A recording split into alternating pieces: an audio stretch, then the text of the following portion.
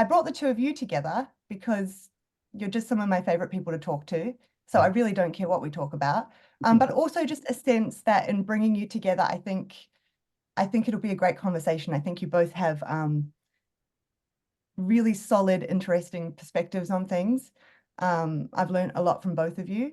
And so I just thought we'll talk and learn about cornholes and reality. Theme songs and both reality. things and theme songs. So so that's my attempt at an introduction. I'll just pass it over to whoever wants to jump in first. First, I am dying to know more about you, Daniel. You are just a fountain of productivity and energy. Tell me a little bit about what drives you. So, coffee, chasing children, I suppose. So, but Johannes, it's a pleasure to meet you. And I've really enjoyed exchanging emails with you, and your questions and every kind of your comments have just been extremely perceptive and right on the dot of, I think, the questions that need to be asked. So it's a pleasure. But let's see, drives me. I suppose I started the science fiction series, The Sword of Tribulation, in the 5th grade, and was just working through a story for a very long time. And then I would say, I guess it wasn't really until much later that we started moving more in a philosophical direction. I'd say the stories had philosophical paradoxes and problems. Like the main premise of the story is you have this sword that if good gets it, it's a salvational weapon. But if bad gets it, it becomes a sword of apocalypse and it destroys the entire world. And the problem is the world ends, like the apocalypse occurs, and this guy wants to save the world, but he has to be evil then to save the world. And so how do you do that? Because in order to get the sword that's going to restart creation, you have to be bad. So he has a good intention trying to get a bad thing. So that was kind of the entire science fiction plot. So I suppose there was a philosophical interest there. I think I would say I did a lot in English. I think I would say once you get kind of later and you're encountering different people from different, maybe in college, UVA, I think it was very interesting to me that people are constantly misunderstanding one another. Like that people also have good intentions and end up with bad outcomes. I got extremely interested in irony. And for me, irony is where X does Y for Z and Y is precisely why X doesn't get Z. And here, I guess, was the key principle. And it also brings to mind something my grandmother once said, because I grew up living on the porch with my grandfather, basically, in the summers. And one time my grandmother said, and my father actually said a similar thing, and then I'll close the point. They said, nobody gets married planning to get a divorce.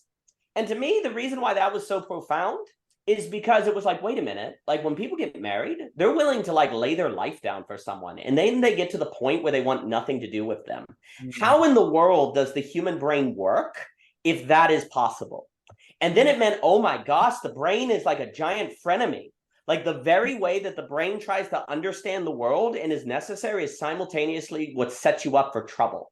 So I think for me, the existence of those kind of situations, like where good intention leads to bad outcome, where people who try to understand one another end up misunderstanding one another, where people intend something and then find out the thing they intended is not the case. That to me, I guess, functions as a certain sort of revelation that the brain wasn't what we thought it was. And that then led into a lot of philosophical inquiries. And I would say mostly the beginning works are more on the side, not of some, I want to say not really a philosophical system, but almost case studies of various situations that people find themselves in. Much more phenomenological is a term used in philosophy, kind of the mode of experience, like papers like, what exactly occurs when people have good intentions? What is irony? Truth organizes values, as I know you read, like how we determine what is true, and to try to figure out those very mechanisms of interpreting the world. Because to me, the problem has to lie, to all of those quandaries I described, in the very mechanism of interpretation. Like it has to rest in there. So hermeneutics became very interested to me. And following all those kind of questions, I guess here we are 10 or 15 years later or so. So I would say that, Johannes, is a great question. Wonderful. Thank you for that. So I think this relates. You had a conversation with Aspasia that I listened in on. And in that conversation, you said that philosophy and learning how to philosophize, learning how to think critically is a bit of a psychological immune system. I think it relates to what you were just talking about, but if you'd like to elaborate, I would love to hear more about that. Oh, that's magnificent. For me, I'm very influenced by the last essay in The Conflict of Mind on deconstructing common life has a lot to do with David Hume. And David Hume, who I think is much more than just the guy who woke Kant up from his dogmatic slumber. What David Hume is constantly concerned about is how if you have to engage in philosophy because you are going to live according to some ideas and something that somebody teaches you. And if you're not able to think about them, then you get absorbed into that power structure and you're very manipulatable. One of the things that I don't think, in my opinion, is connected enough between David Hume's philosophy is his work as a historian. And what is he spending all of his time as a historian doing? He's seeing how governments manipulate people, how religion manipulates people, how ideology controls people. And he sees that when people don't have philosophy, they're a victim, they don't have any self-defense to the ideas of the system. And I think this has actually only become more and more pressing as a problem with the internet and news and globalization and all these different things. But here's the other trick. He's like, wait a minute, you need philosophy in order to self-defend. But do you know what philosophy also does?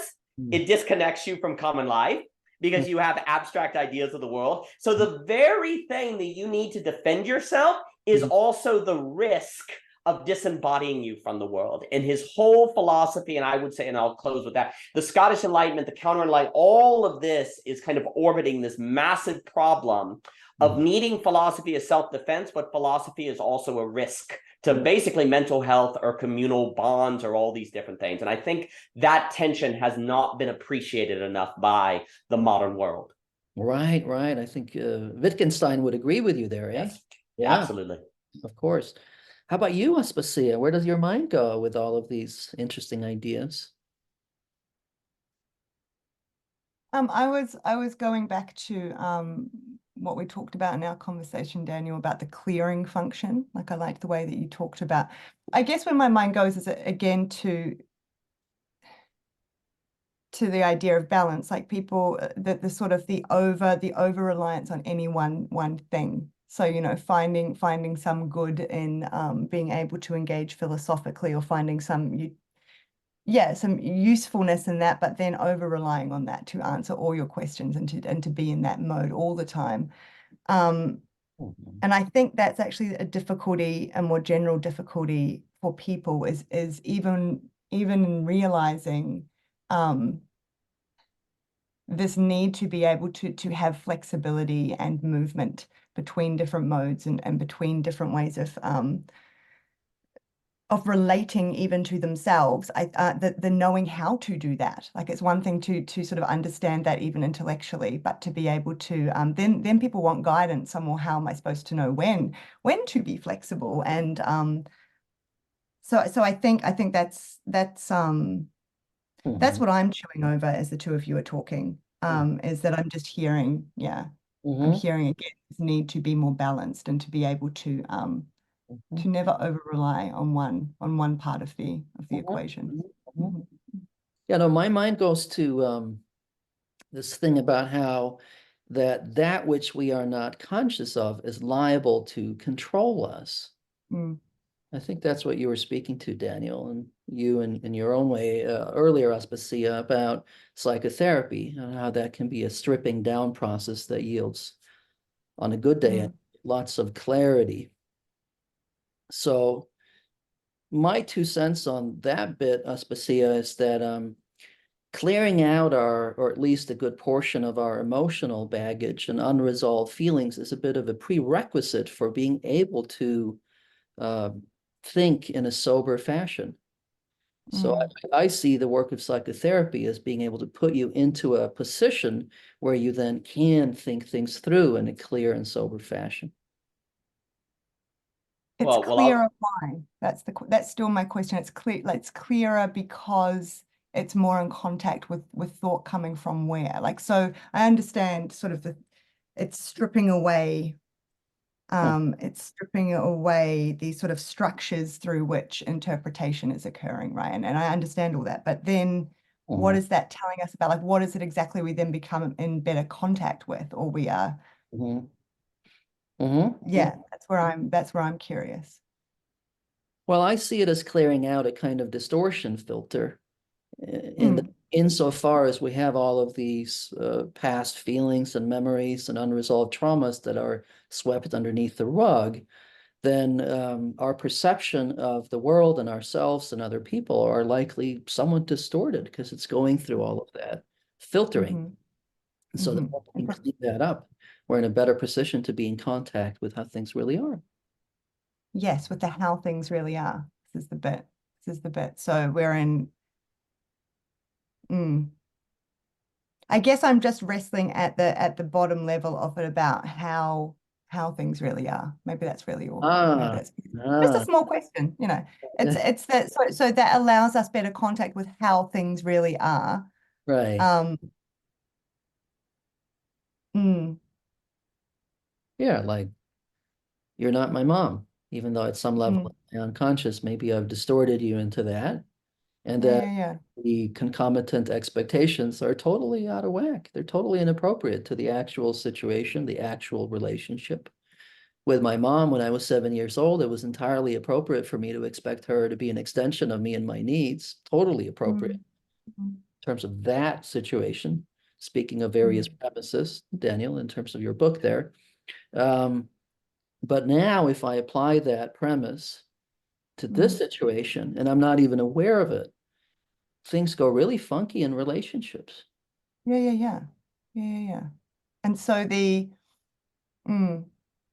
is a direction I want to move into, which is probably more therapy related. But if we just stick with this point for now, the clearing away of that, I guess the question is also like how much of that can really be cleared away. And then does it just get replaced with something else? Like, is there some like how clear can clear be? That's a good question. Just a small question, you know. Yeah.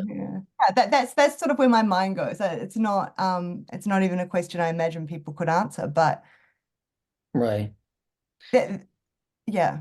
I don't know if that brings up anything for either of you. But. Well, yeah, I don't think there's such a thing as golden mental health. We're always going to be works in progress. So I think the best we can shoot for is that that there's less of a distortion, that there might always be a raw place in me, a tender, raw place in me around things around my mother not having been there for me in ways that I've wanted. And I might always have those longings and pangs and when I enter certain relationships, but I'll have the wherewithal to realize, yes, I'm having some hurt feelings right now or negative feelings or whatever it might be. But you have the wherewithal to realize it's not really about Aspasia. She's just tripping the wire. It's the lever that was pulled, but it isn't really about her. And so that way you don't burden your adult relationships with the unresolved conflicts from your childhood. Yeah, see, when you say it like that, it's also very simple, like that lands very squarely with me, and I understand that in very simple terms. There's something about what happens.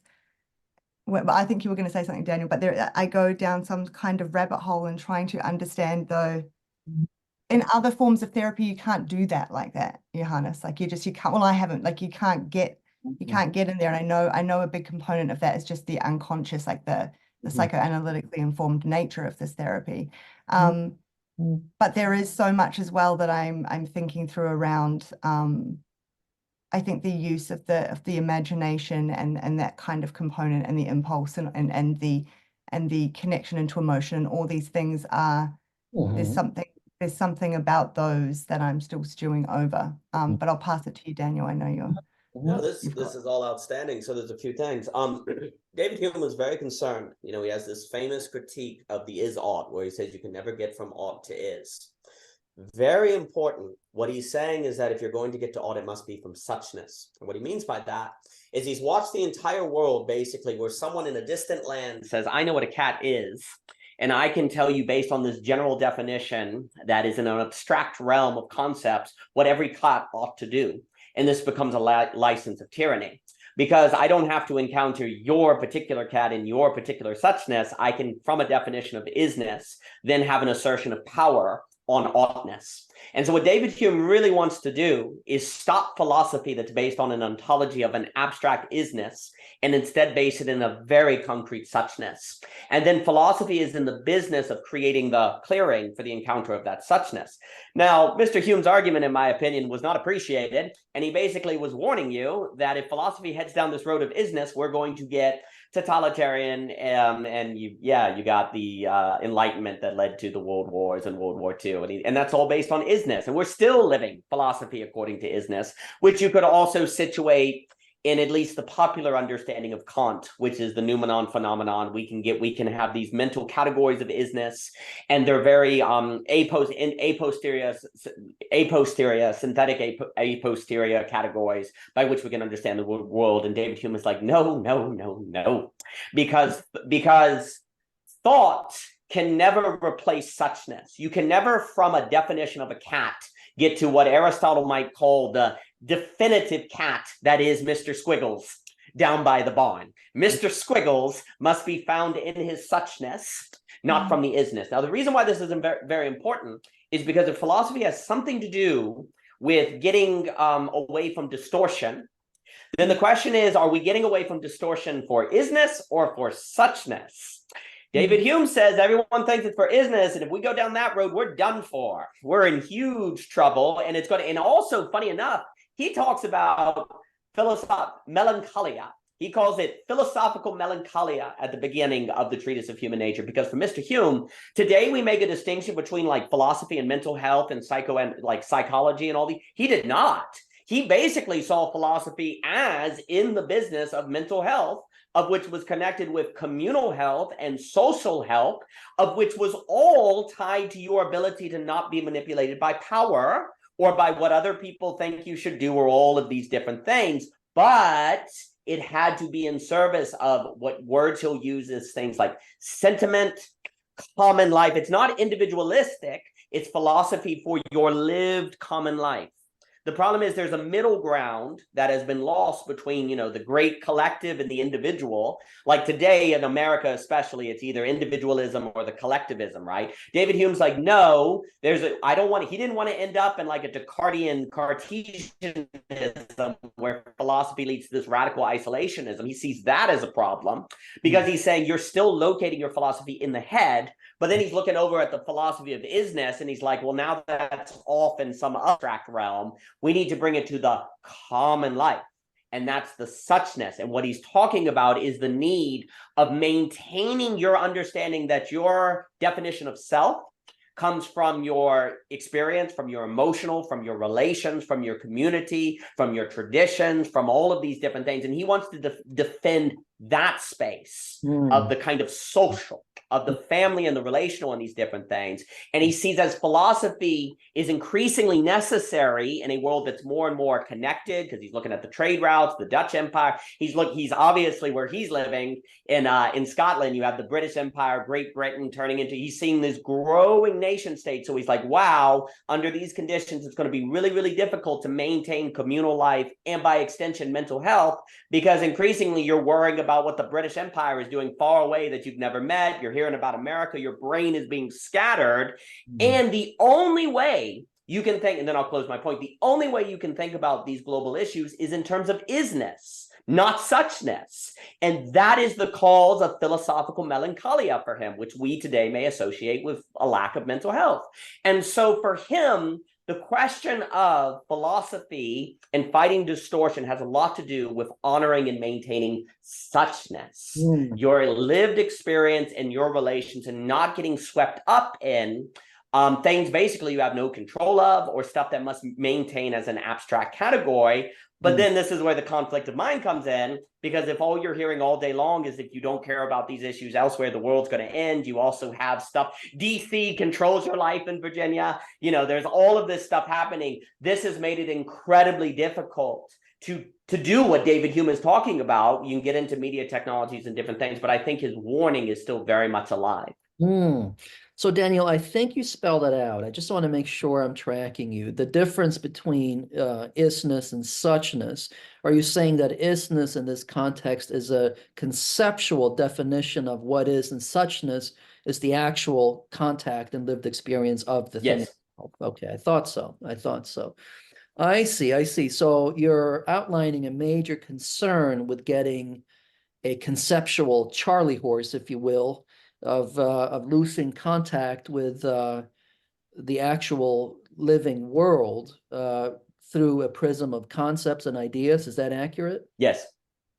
I see. So if I may pursue and pull on that thread, so if that is the major concern, how come we shouldn't simply put down the philosophy book and go meditate if that's the case?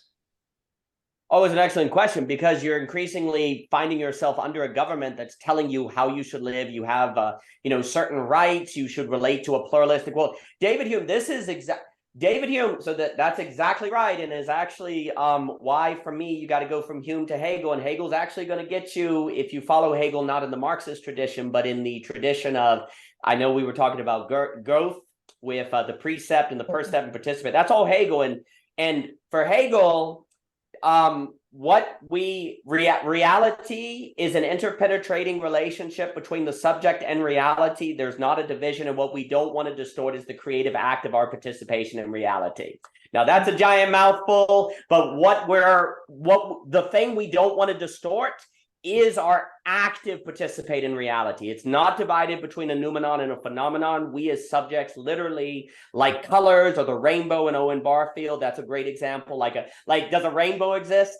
A rainbow, you have to have rain, sunlight, subject, like color for Goethe, that you actively participate in the existence of a rainbow. And the key to a rainbow, the reason why I like the rainbow example is because it's a mixture of the idea and the actual that you can only get with both. Like, you have to have the mind and the subject and the positioning in the real world to get that mixture of relationship that creates reality and conditionality. But to your point, like to stick to that question, we can't get rid of philosophy because we're encountering otherness. And in pluralism, you're running into people you've never met. You were born a Christian. That's your common life. That's what you've ever thought. And then you run into the atheist. And now you have to ask yourself, why am I a Christian? Well, bam, now you're in philosophy. So David Hume, if you're not careful, leads into basically isolationism. It would get us a little bit into politics. It leads to Duginism, Alexander Duginism, fourth political theory, bifurcation of the global world, and it will lead to the breakdown of global trade and economics as we know it. Now, I'm not saying those things are all necessarily good or bad, but you see, David Hume is going to leave you more isolationist, because philosophy, as Belonging Again tries to argue, philosophy becomes unavoidable once you get pluralism. Once you encounter difference, you are automatically destabilized. And even if you don't even want anything to do with pluralism, with philosophy, you're automatically a philosophical being. And Peter Berger put it very well when he said, we're all existentialists now. Peter Berger was the great sociology of the 70s. He's writing about the changing conditions of a world where everyone who is different is interacting with pluralism. He says, what's this going to do is the average person will turn into an existentialist. And he says, this is really risky, though, and this gets into Philip Reef, and I'll close the point, is because when people are existentially overwhelmed, what do they turn to? Strong men. They turn to totalitarianism, and that's exactly what has happened. And so the world today, in 2000, and this is kind of my big shift in 2016, where I was like, well, I guess we're done with Hume. Hume was right. And it's like, no, the political ramifications. And that's where I started Belonging Again. So basically, we can't put down philosophy because we're in a pluralistic world. And if we don't do philosophy, we become susceptible to totalitarianism. Isn't that relationship just in general, though? Like, just a really brief point. Like, sure, pluralism, but I mean, ultimately, two people will have a difference. Yes, it is absolutely the same situation. It manifests in pluralism because you have to, in the kind of Coratani sense of the capital nation state, have a big enough of a state to support a global network in the Navy, which then means you can appeal to that power structure. And the bigger you are dealing with pluralistic nations, the more people are likely to do that. And so, but what you're describing, I actually I just had a lovely paper we're putting in the Science of Logic Anthology on Leibniz in the analysis of sitos, where he says all relations, people come into relations because generally they think they're similar, but similarity is what you must think is basically the same when they're apart.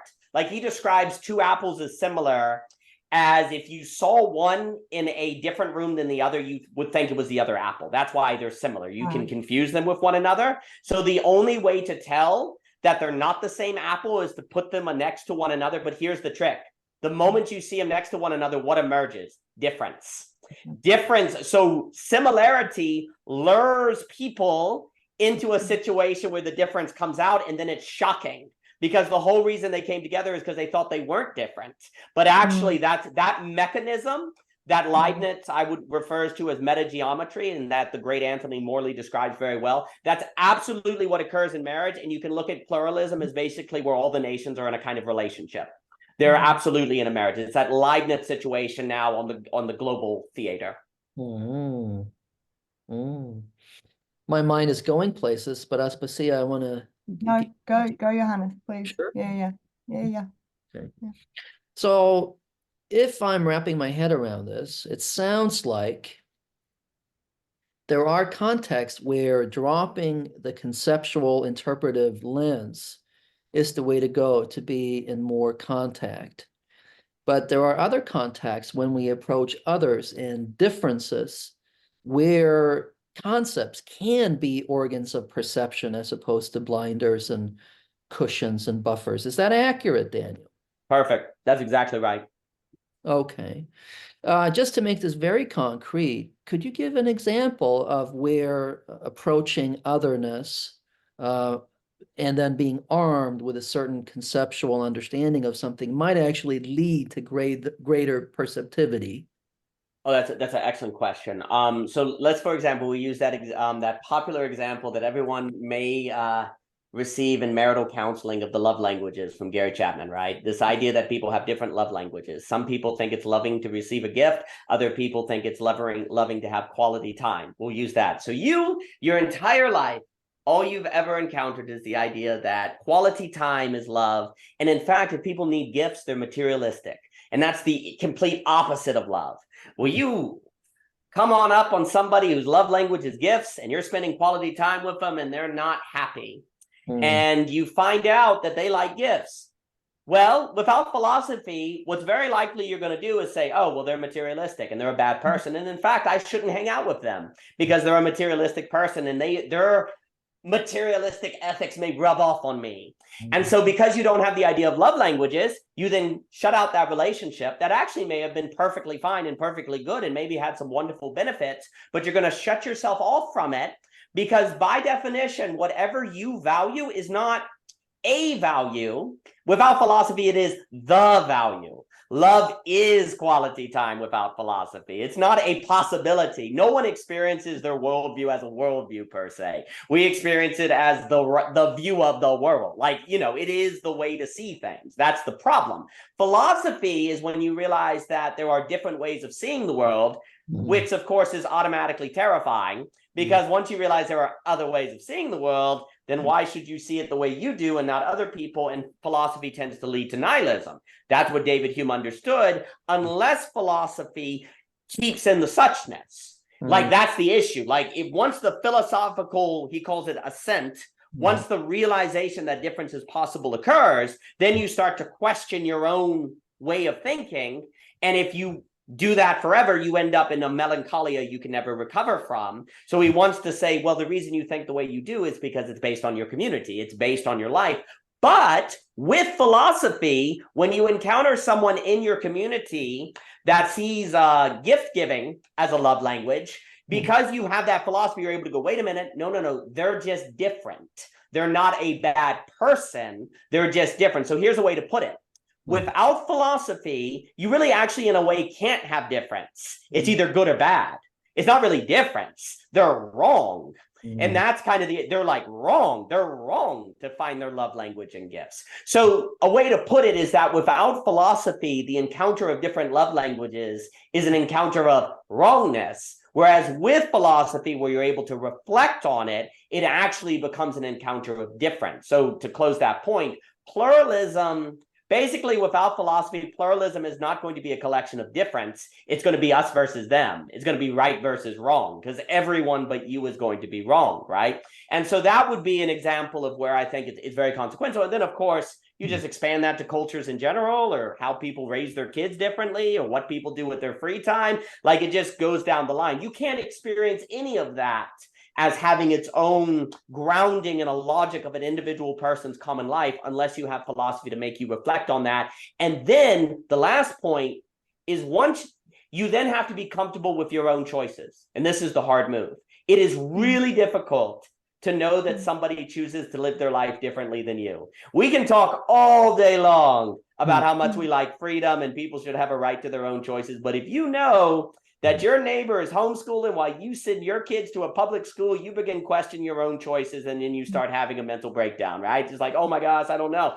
Philosophy is able to go, no, there's actually difference, and it's okay. It's okay. And so philosophy has that really important grounding function as well, once you grasp it. So that's how I would answer your excellent question, Johannes. Wow. Beautiful response. I think I have a tie-in to psychotherapy, Aspasia. I'll take a stab at it. Okay. So I could be wrong about this, but it seems to me that it's possible that we can intellectually grok the difference because we've been trained in philosophy. But emotionally, there's still a place in us that has dominion that insists that it should be quality time over gifts. So we might have the intellectual fiber to realize, okay, this person has that love language and I have this.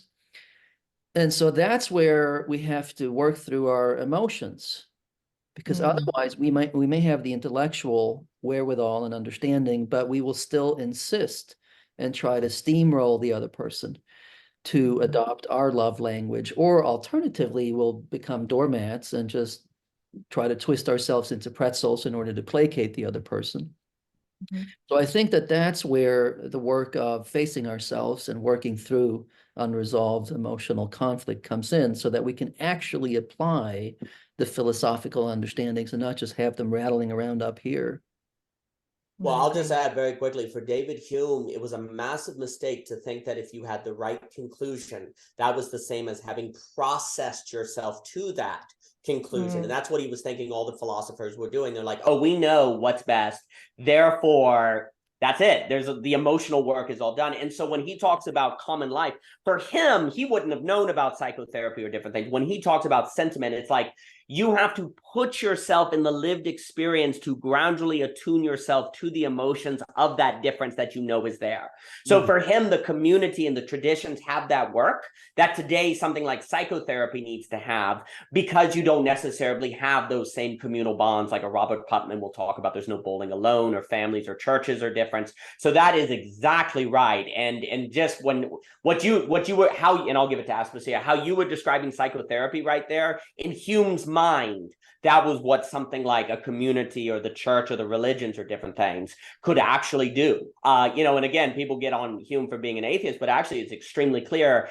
He makes a distinction between good philosophy, good religion, bad philosophy. And the good is the one where the ideas never replace the emotional processing structure and the lived experience to do that kind of work. So I think it was an excellent point you just made. Well, thank you.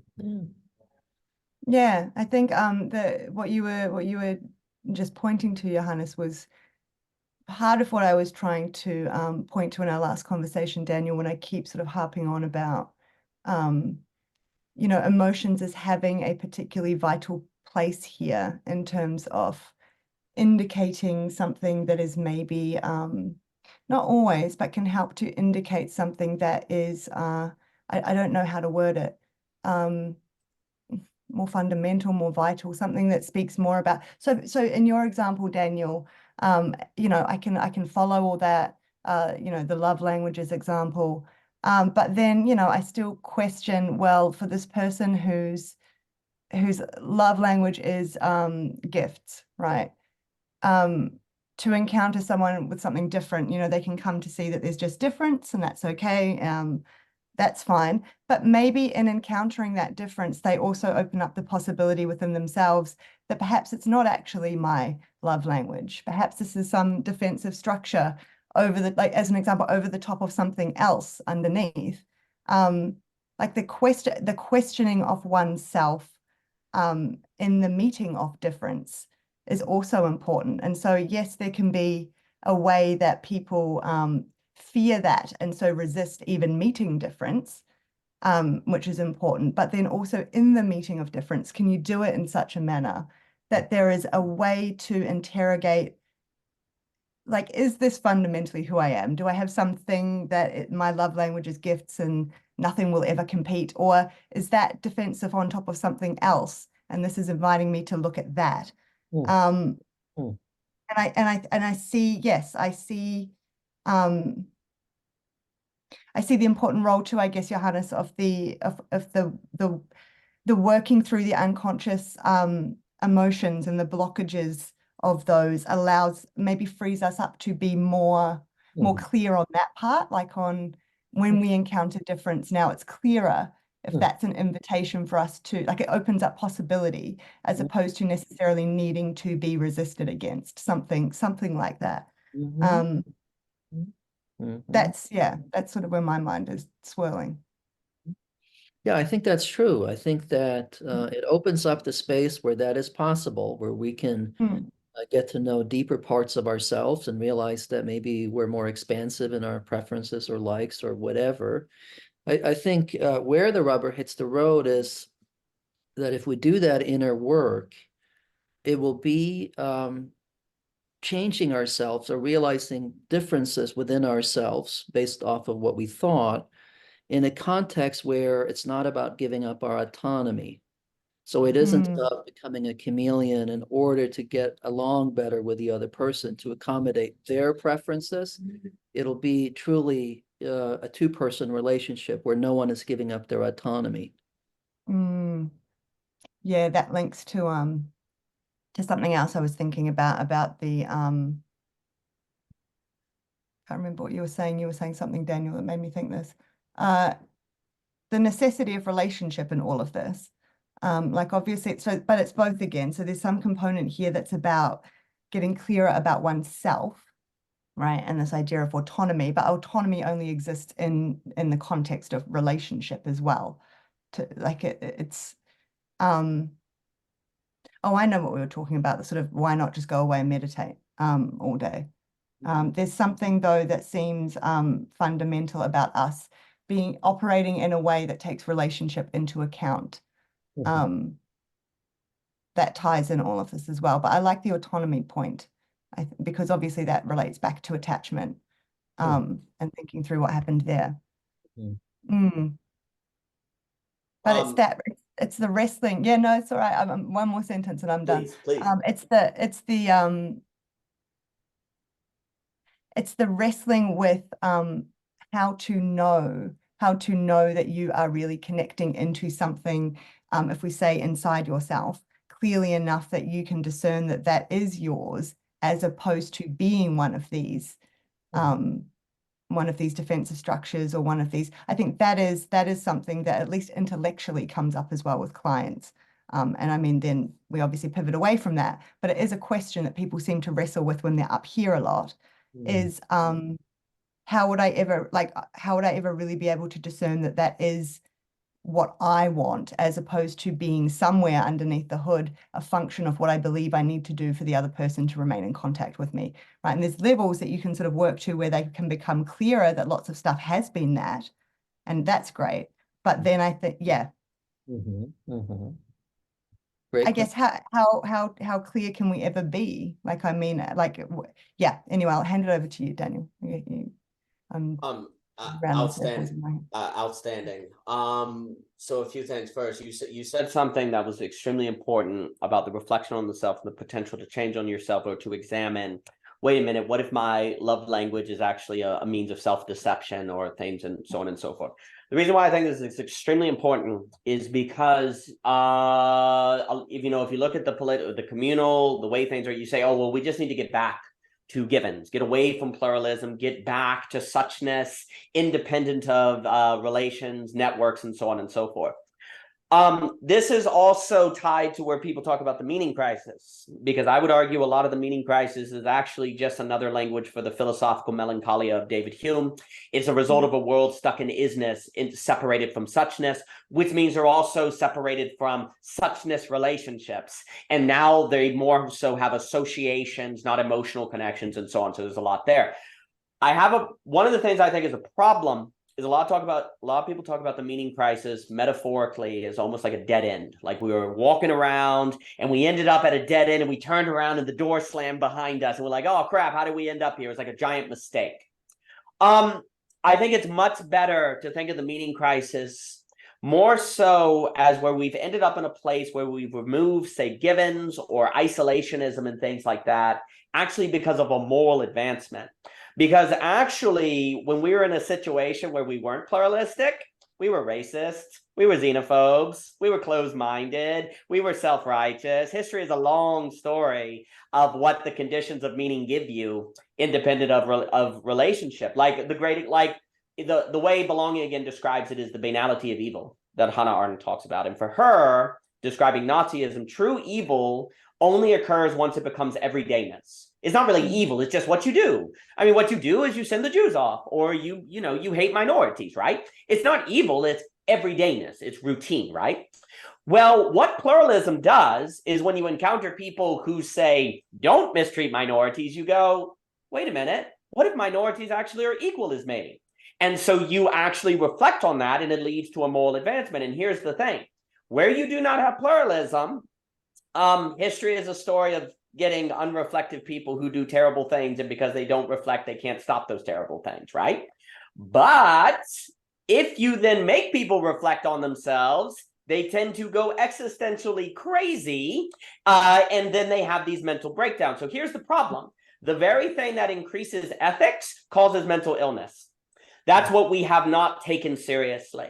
The very act of self-reflection that makes us ask questions about ourselves can also lead to an anxiety about our choices that makes us unsure of ourselves. And then we want to just go back to when we didn't have to think. Well, those were the conditions of the banality of evil. So what's really important with the meaning crisis discussion, we actually do have answers to the meaning crisis. Like everyone's talking, oh, we absolutely do. It's called racism. It's called xenophobia. It's called war. It's called isolationism. The issue is we're looking for a new source of meaning that actually is found in relationship, that doesn't go back to old ways of finding meaning, that results in a lack of reflection or relation with difference or encountering otherness. We're looking for being able to maintain meaning and rootedness in the presence of true otherness. You could make the argument I would make is basically this has not occurred in human history. There has been pluralism on the Silk Roads. There have obviously been very diverse societies. You could look at India. But in regard to this question of dealing with the meaning crisis, especially outside of a religious context, this is sociologically incredibly unique. And I think it is part of all of these problems that are being pointed to. So for me, to close the point, we need to think of the meaning crisis more so like a Thomas More. There's a wonderful play called A Man for All Seasons. And Thomas More was the individual who refused to grant King Louis a divorce, who wanted a divorce, and it was against his principles. So he refused to do it. So he got executed.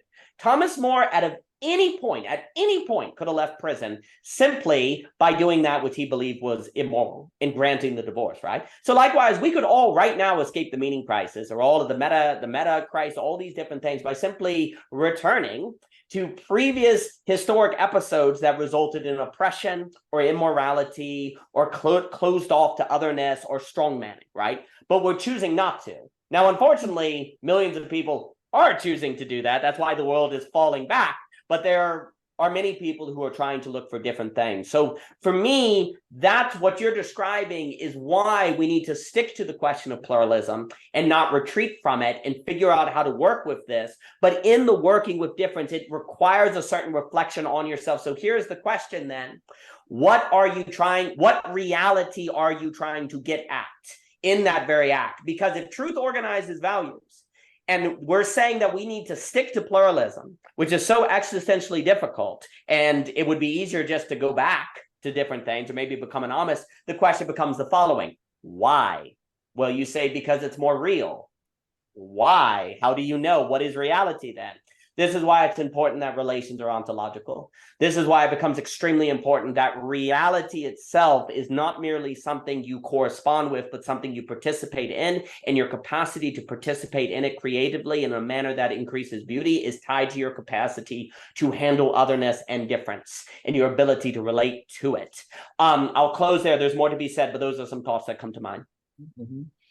So to my thinking, the psychological tie-in there is that insofar as we are able to face difference and face otherness with an open mind, without closing down with fear and without retreating, there has to be a way of feeling sure that we can face that otherness without loss of self, without loss of autonomy.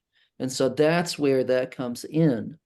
And in terms of how do you know that you're making an autonomous choice as opposed to accommodating or defying, I don't know how to explain that, but what I can say is that there's like an experience, much like I couldn't like really tell you about how do you know whether or not you're having an orgasm. It's like, you know, and it's just a sense of being deeply rooted and your mind is very, very clear. You're thinking clearly. All the anxiety has left you.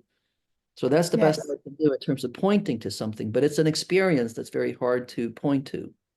But that, to me, the fact that it has to be pointed to and you can't describe it in words, that is part of what makes me take that seriously, almost.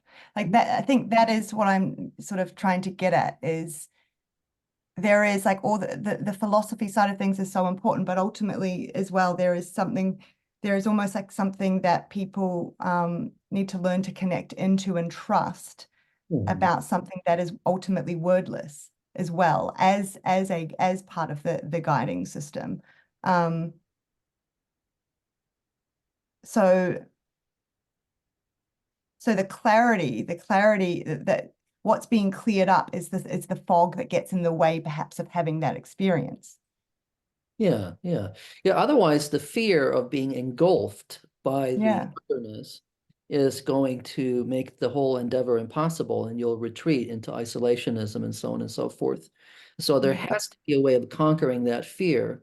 And the only thing I can think of is learning how to develop the confidence that you are not going to be annihilated or obliterated or engulfed in that otherness. There's a way of staying open to it, even embracing it without loss of self, without giving up an iota of your autonomy.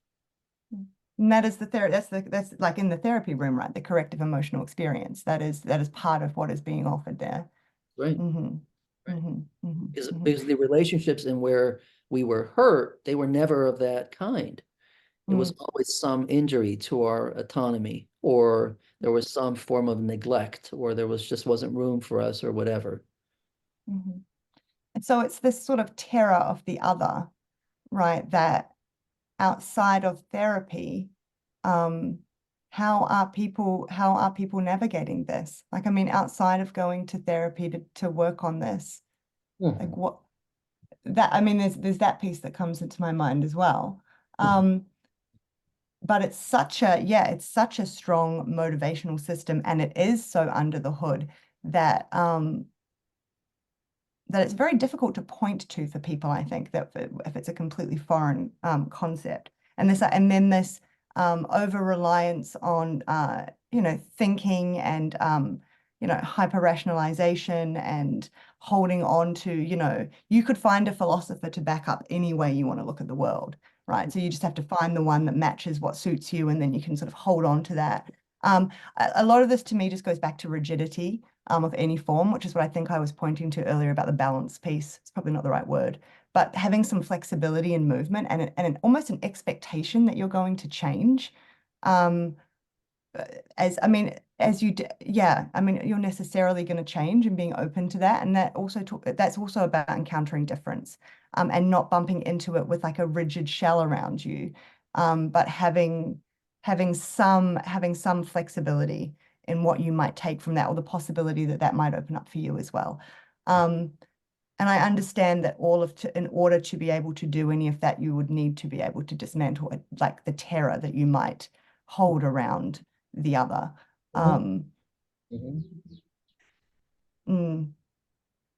So,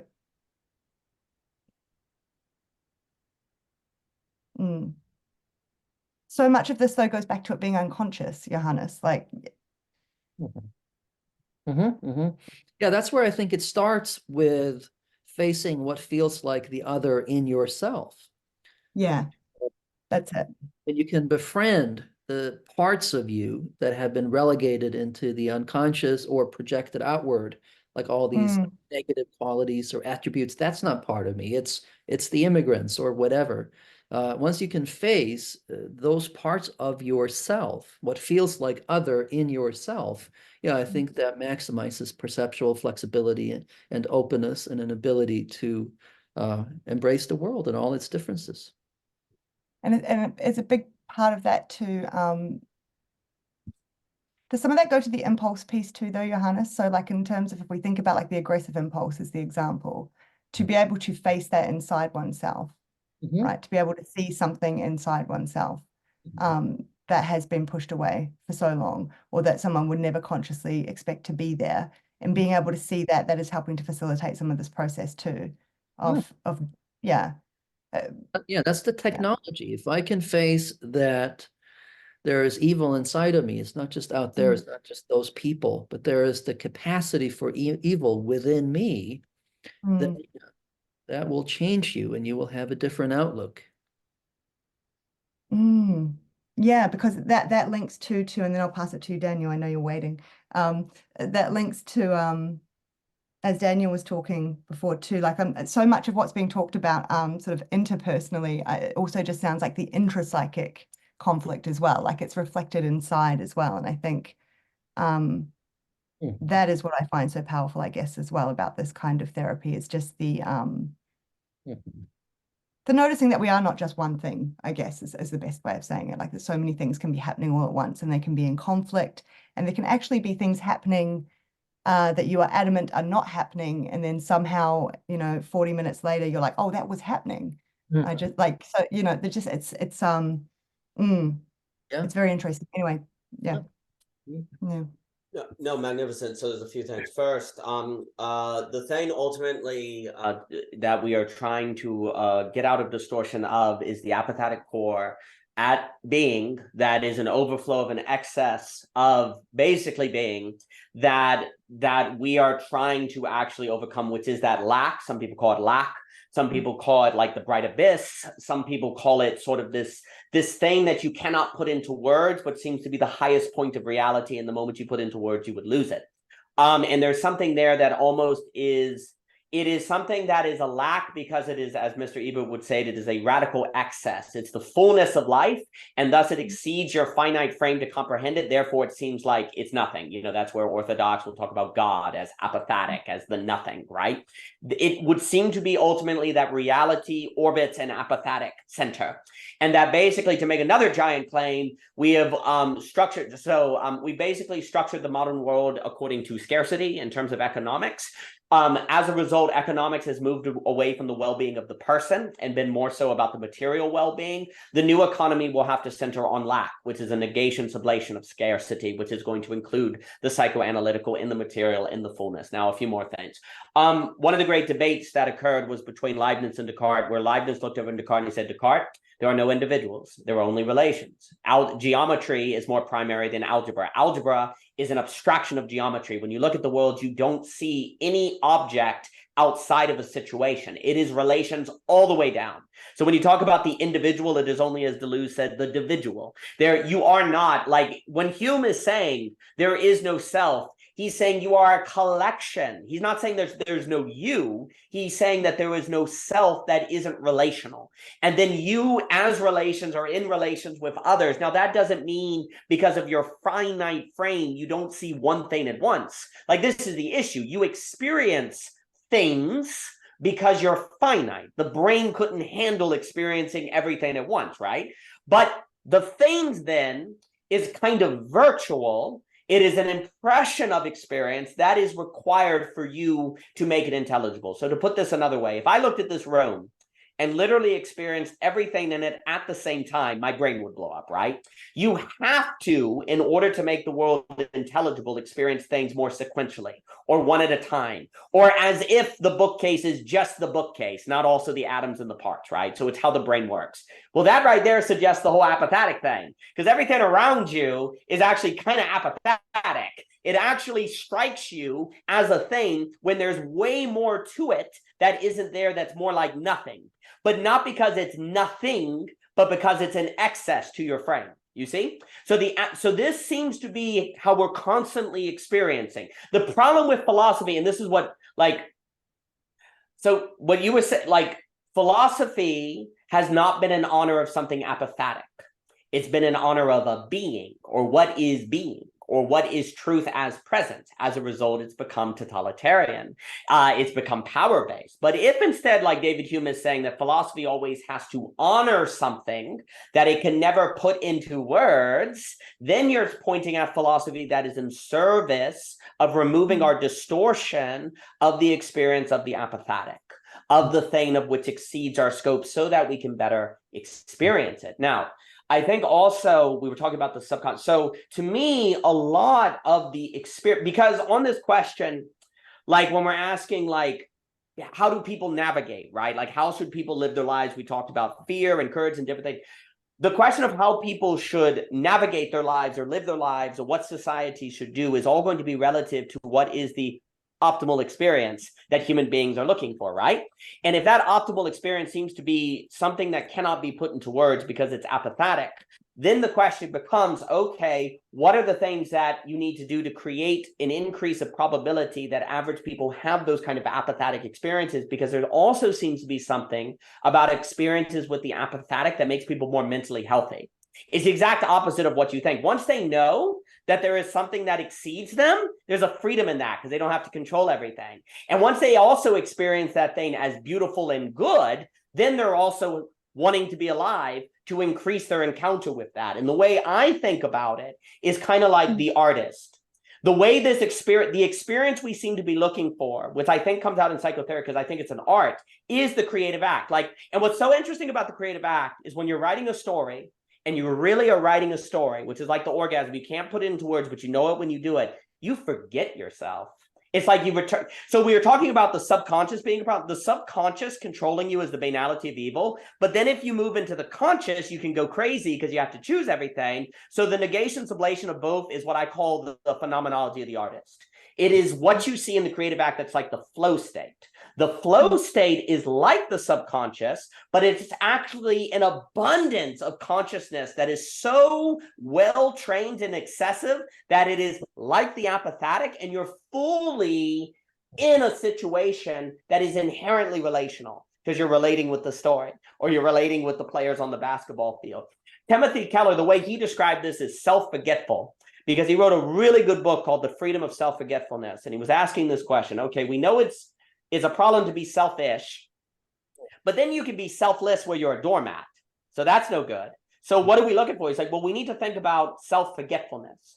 How to increase a state where you actually forget yourself, just like you use yourself, but you don't think about yourself, just like your thumb. You use your thumb without thinking about it, right? So how do we become self-forgetful? And it seems to be that humans are most healthy or most kind of optimal when they're able to not be controlled by their subconscious, but to live their life in a manner where they're predominantly self-forgetful. And here's the key. If you are self-forgetful, you are relationally focused, because you're looking outward, right? You're looking beyond yourself. So the self-forgetful is where you get to some sort of conditioning of yourself, where you forget yourself, that increases your openness to the excess, the relation, which then increases your attunement with the apophatic core of being that then is creatively overflowing. And it definitely seems that the key emotional disposition to this occurring is courage.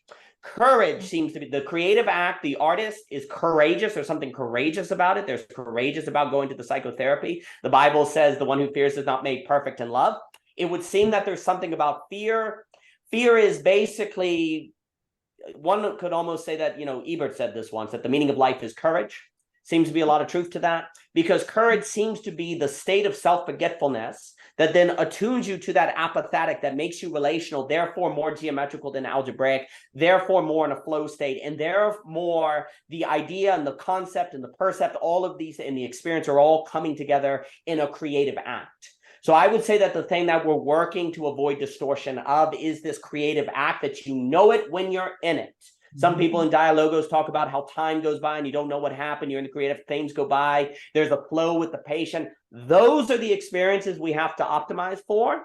That, and then to close the point and I'll pass it on. Basically, politics, community, economics, sociology, all of these things, if pluralism isn't going to kill us all, we have to figure out how to increase the training and increase the probability that the average person is able to enter into that space with otherness and to actually see it as an intensification of that apophatic and self-forgetfulness, which I would also finally associate with beauty, because this is all to increase beauty in the world. And I do think that basically the fate of beauty is the fate of us. If we can't figure this out, then the fate is not so good. If we can, then the fate of beauty is the fate of us in a more positive way. Mm-hmm. So it's arriving at the suchness of self rather than the isness of self. Beautiful, beautiful. Absolutely. Yeah, that's my favorite definition of passion, by the way. It's forgetting of the self. You can't be passionate and self-conscious at the same time. But I would wager that in the act of self-forgetfulness, in the act of true passion or creativity, you're never more yourself. It's actually a massive affirmation of the individual. So even though I agree that it's all relational, I think there's more to the story, because what is in relationship to the other, if not individual? So like I completely agree. Isn't it like the apples again? It's like in the the Leibniz. Yeah. In the letting go of self. It actually points out the self more. You jump in, Daniel. No, it's exactly right, because the thing that this all shows is the self is itself in its relation. The self, the individual isn't it exists to be a relating thing. So the only way to be an individual is in relation, because it is ontologically relational, to use a lot of like that's like the act of forgetting yourself is when you are yourself, because the self is a thing that is meant to forget itself. Like that's what it is. And so you become your full self in excess of your ideas of yourself. That's the trick. Like you're always in excess of your frame of reference, and it's in relation that you're actually emotionally participating in that truth, not merely thinking it. So the relation then emotionally attunes you to the fact that you are in excess to what you think you are. And it's the courage though too. See, it's the courage to let one's thoughts go, like to step out of that realm, in order to experience, right? That actually you could experience more deeply when you let that go. Which can be a big ask, a tall order, because to sink into that, into the somatic, into the emotional, that's where all your old heartbreaks are, your profound disappointments, your rage, your love, all of that, all of your appetites, it's all there. And so it's a hell of a ride. Well, in that sense, it should be noted that basically what David Hume and many of the counter-enlightenment people are saying is that philosophy is about training for the surprise. It's about encountering the unexpected. And that is, like, if it's a question of what should people be optimizing for, in a way, then it's going to actually, because it's like, we can talk like about having courage for relationships. Well, I would wager that everyone thinks they are courageous and are ready for relationships. So how do you actually test to find out if you are or not? Well, there's basically only one way. It's a question of how you respond to the unexpected. Like, what do you do when you are forced to confront something you had no idea of? The funny thing is, ideas are meant to be used when there was no idea of. This is why modern philosophy is so problematic, because it's about having ideas ready for anything that occurs. No, The true test of ideas is your ability to think of something you never thought before or never encountered before. It's more like the cipher improvisation, the artistic act, the unexpected. And you see, the problem is we design our lives to never be uncomfortable, to never encounter limit, to never encounter surprise. And therefore, we're not tested to actually see if we've done the work, to have the courage or to actually relate. It turns out that we actually most of the time are only relating with people we have ideas of ahead of time. Well, that means we're not actually relating. We're relating with ourselves, our ideas through another person we're projecting on, right? So basically, everything becomes kind of about what happens in the surprise. What happens when something occurs you weren't expected? And that's the real test. And then if that's the case, then everything becomes a distinction we made in the and then I'll pass it in the Parallax course on Ivan Illich, is the difference between planning and preparing. You know, we are led to believe that an educated, rational person is someone who has a plan, but plans are kind of totalitarian and you leave out details. And if you think that being educated means having a plan, you're in huge trouble. And you, by definition, are probably fragile and you're probably going to avoid difference. The key is to be prepared. Prepared means you don't have to know what's going to occur, but whatever occurs, you can handle it. And in fact, you can incorporate it into something more beautiful or use it for diversity or different things. And so a lot of the prerequisite in terms of the pragmatics, the pragmatism of what this would look like, it would look like a society that is emphasizing preparedness versus plannedness, which would be a lot more creative, a lot more being able to reflect on your own mental models, to reflect on your own self-defense mechanisms, so that because they all pop up, like because kind of like evolutionarily, what do we do when we encounter surprise? Defense. Philosophy is about you having surprise and stopping the defense. That's when it's best. That's what it's supposed to do. But in fact, what we did is made it one giant plan. How to plan the perfect society, how to plan the modern world. So philosophy for the last long time has been in the exact opposite business of what it should be, which is more of the ability to be prepared and to stop yourself from defending, to be open, and so on and so forth. So the surprise, I think, is a big test. Well, that's very helpful. I didn't know that. But my mind goes to Jiddu Krishnamurti, who said that it's about freedom from the known. That's what you're talking. That's lovely. At the same time, bearings. No, go. We need some reference points. We need some bearings. So I think the idea is not to devalue the realm of knowledge in that sense, but to be able to hold it loosely and not to be overly attached to it, and to have flexibility in our ideas and perceptions. Yeah, I'm thinking like the courage to be creative is what we're talking about here too, right? Like this is and that to be creative, it is the getting out of one's own way to some extent. That is the trying to bring down the more so the thinking process and entering into something that is more wordless. And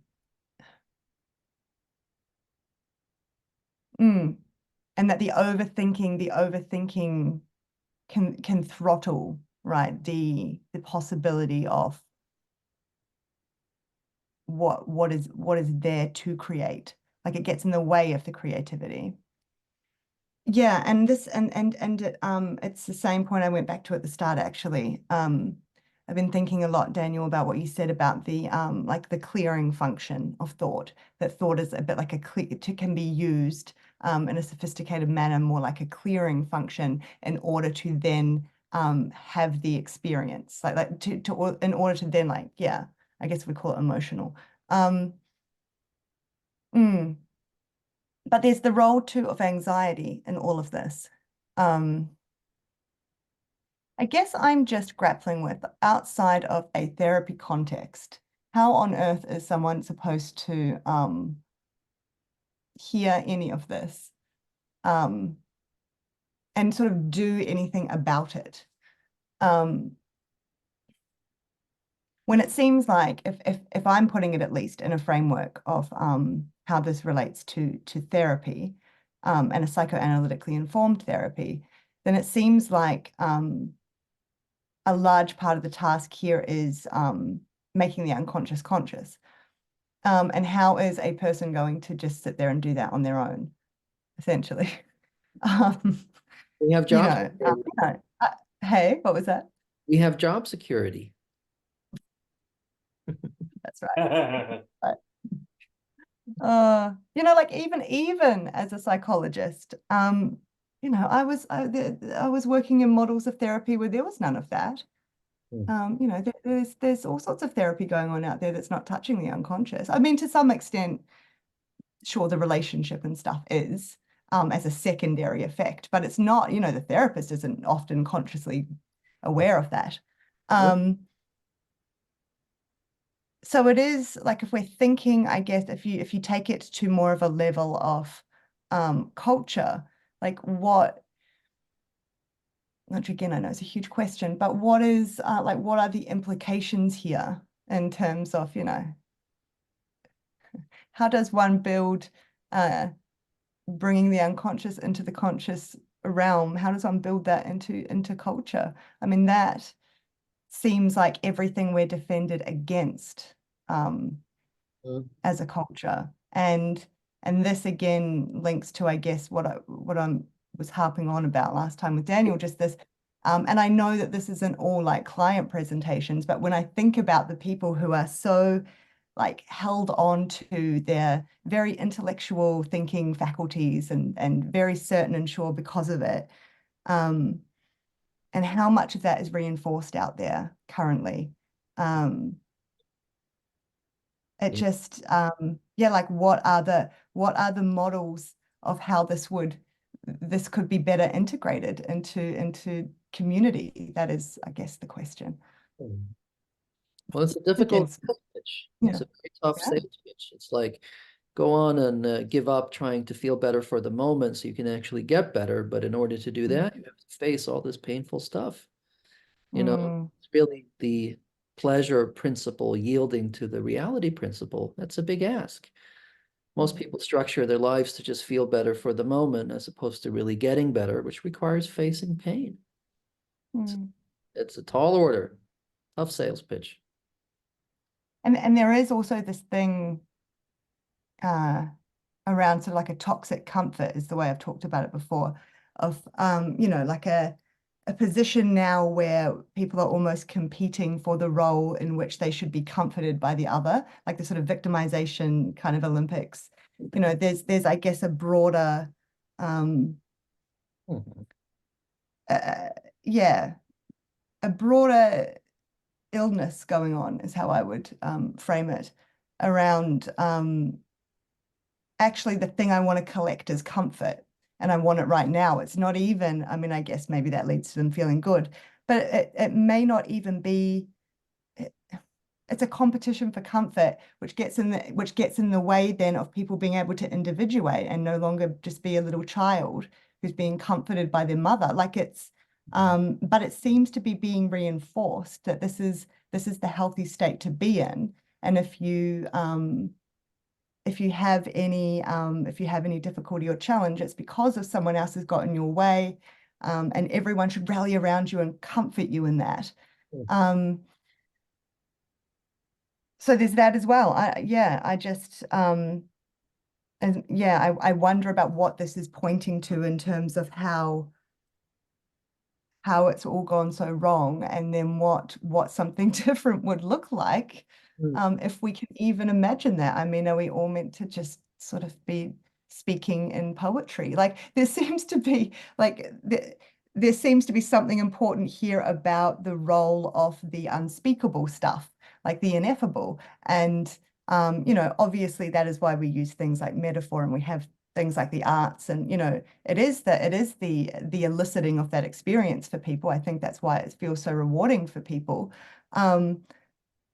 So, but that is just so at odds with the person who is, I guess, of the mindset that everything good and true and real should be able to be like written down and sort of perfectly structured, and there should be a clear map and a plan. And yeah, I don't know, what does that mean? What is the implication there then for how people could be living and aren't now?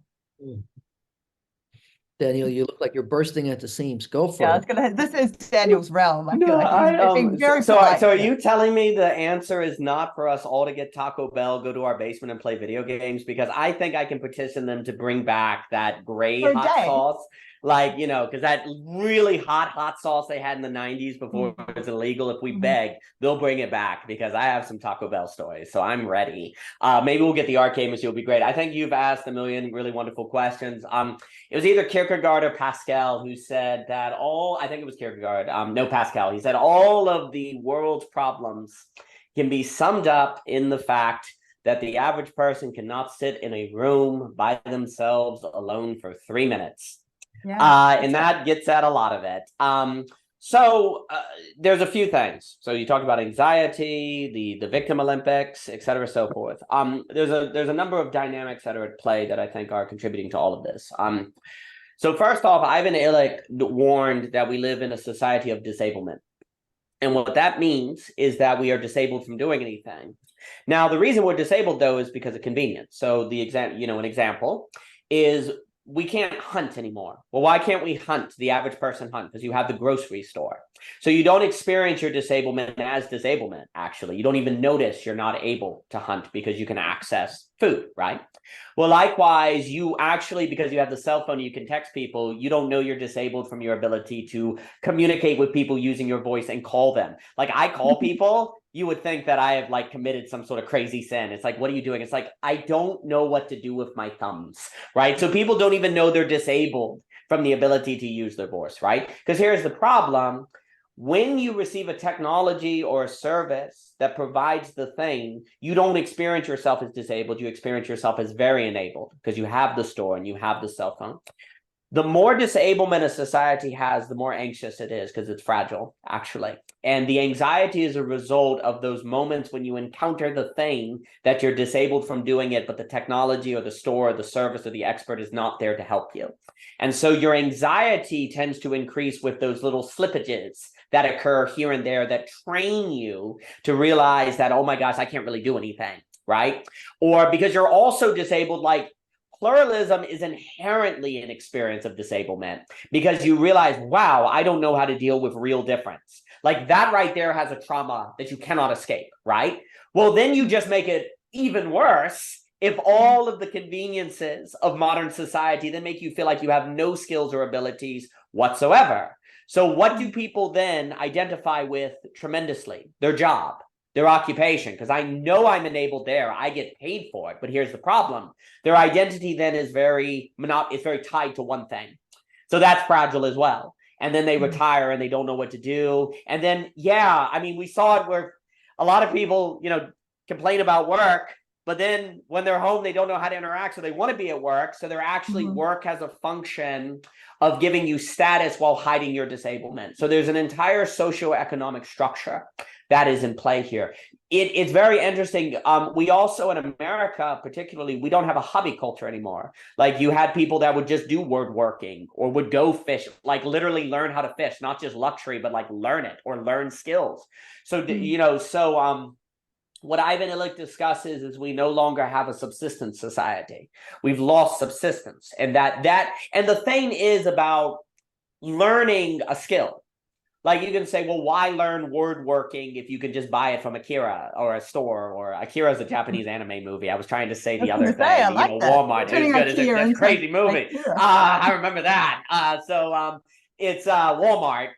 The problem is, the act of learning how to make a table is an emotional experience that trains you to, we were talking about. So basically, we were saying earlier, in addition to, it's not going to do to have ideas if you don't have processes of kind of learning and going through emotions, right? Well, a way to look at skills or learning how to hunt or learning how to do tables is that it wasn't just about the product. It was only the gaining of a certain confidence in yourself or an ability to do something, right?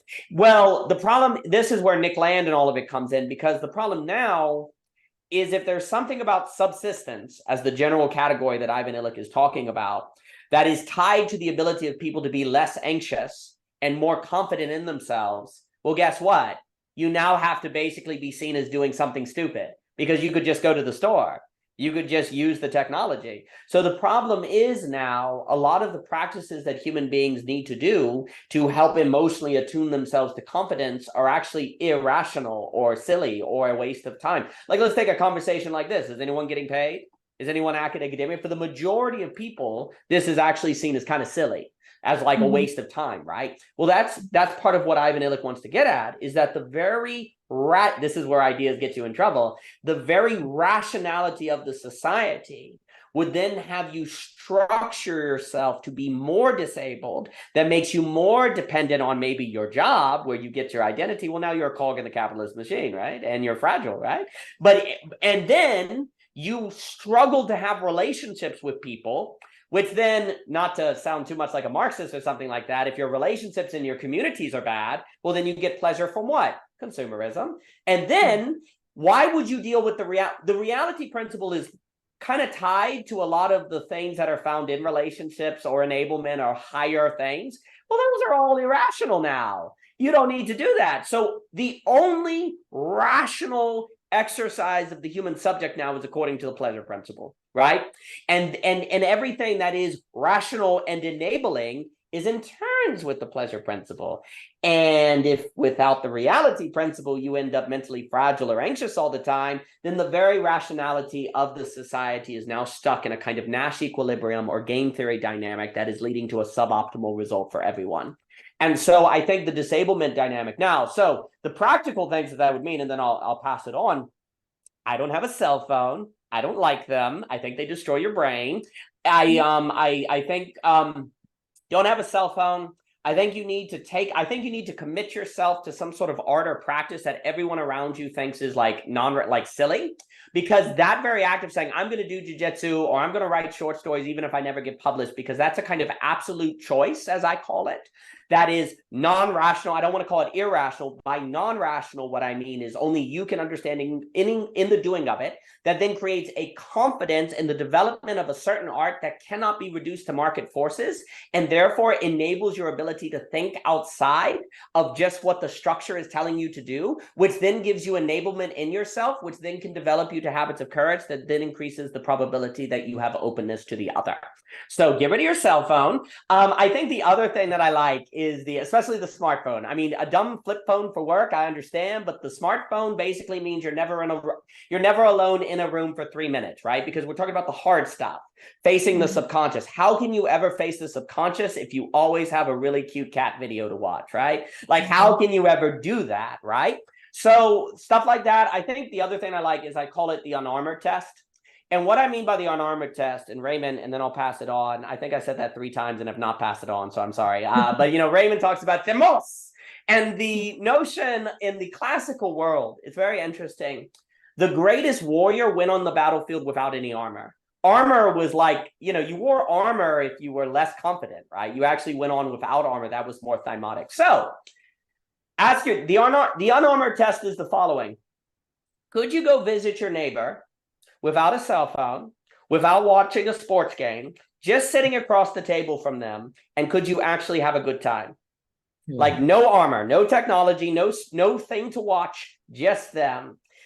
Your ability to create, and which is very conversational, of course, is very dynamic, very relational. You need to put yourself in unarmored circumstances, like circumstances where you have nothing but the relation or the thing that you are encountering, because that's the test on yourself as a subject for your own enablement that then actually addresses the Thymos.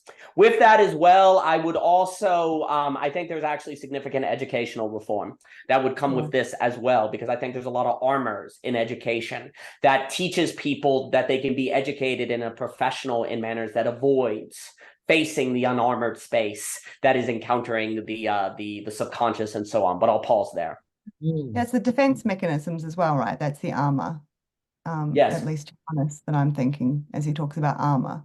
It's in order to have the most contact with the other, it's the bringing down your own internal armor as well, like your perceptual distortions, if we put it that way. Johannes, is there anything that you're thinking about? Well, just that the cell phone in this case, or the cat videos, they become the defense mechanism to distract ourselves or pursue pleasure in the service of avoiding something. So Mm. that's it. But I really enjoyed that. Lovely exposition. Mm. Well, and Mm. also I should just note just quickly as well, and I appreciate that, Johannes, is that we were talking earlier about self-forgetfulness and flow. If you can go into battle per se without armor, like you have skills and ability, then you never leave flow. Because flow is a result often of you encounter something that makes you reflect back on your inadequacy.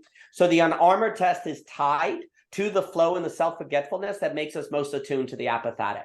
So for example, if you don't know how to use a chainsaw and you go to your neighbor's house and a tree has fallen, your inability to use a chainsaw becomes very pronounced, and you reflect on yourself as inadequate, right?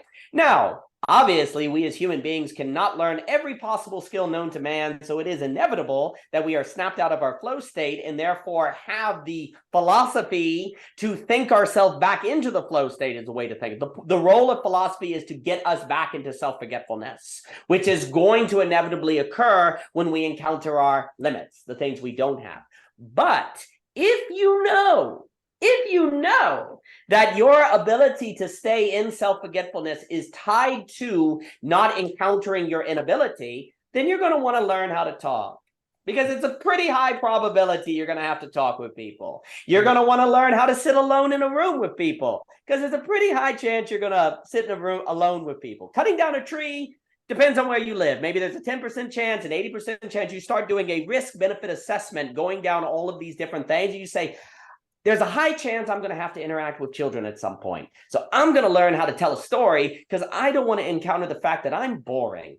I don't want to encounter the fact that I need a freaking DVD right now and that I'm dependent on technology to entertain children, right? I don't want to encounter that because I want to stay in the flow. So you start going down your head thinking according to, given my circumstance, and what do I do? What are things that if I learn how to do or enable myself in this way, which, by the way, learning how to tell stories that children like is a bodily emotional processing that in of itself helps you work through things, well, then that increases the probability you'll be able to stay in a state of self-forgetful when you're with children flow. Oh, and by the way, when human beings are snapped out of their flow, what are they more probable to get into? Drama, conflict, anger, because when you reflect on your inadequacy, you tend to say, well, it's your fault. The kids are doing something wrong, or my partner's doing something wrong. So the ability to stay in the flow, if you will, also decreases the probability that you're going to enter into drama and different things. But notice here,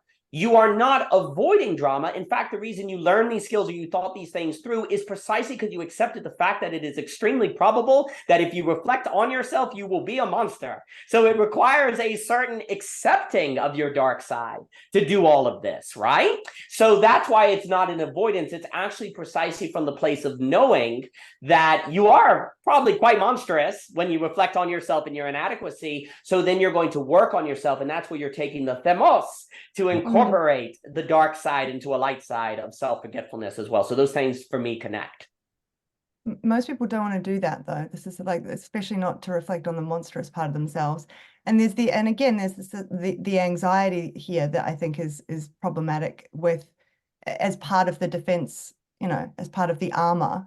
That is part of the armor that I think people, or depending where they are at, people see anxiety as a very real sign that they should step away, that they should avoid. And the idea that you could just say that's defensive armor, like put that down, is not. Well, I think that is very difficult in all of this. And that does directly speak to culture too, though. I think response to anxiety, like what we're supposed to do in the face of anxiety, is a real problem. But I'm hearing, I'm hearing a lot of on the one hand, the getting comfortable with being able to be in silence is obviously very important here, either alone, like with oneself, or with another person.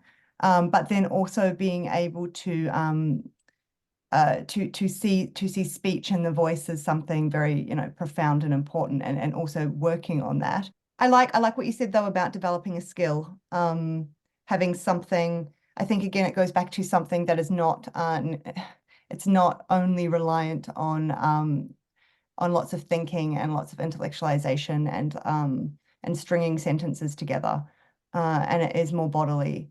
And to some degree, there is the learning of the structure of it or the rules of it, and then there is the getting out of the way of that in order to engage in it in a way that is truly creative and that you're probably going to get most meaning out of.